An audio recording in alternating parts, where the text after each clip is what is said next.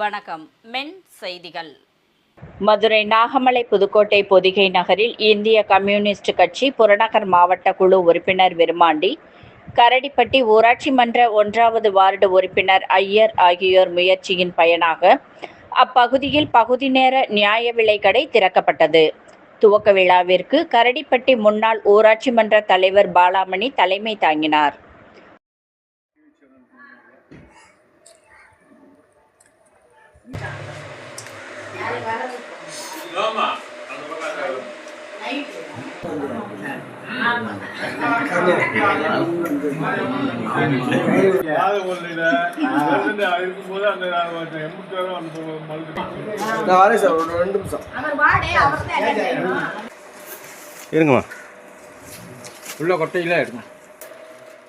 ஊராட்சி மன்ற முன்னாள் துணைத் தலைவர் மொக்கமாயன், முன்னாள் 1வது வார்டு உறுப்பினர் ஐயர் ஆகியோர் முன்னிலை வகித்தனர். இவ்விழாவில் நியாய விலைக்கடையின் விற்பனையாளர் பொன்னாங்கன் மற்றும் அப்பகுதி பொதுமக்கள் ஏராளமானோர் கலந்து கொண்டனர். மென் செய்திகளுக்காக செய்தியாளர் பாலாஜி.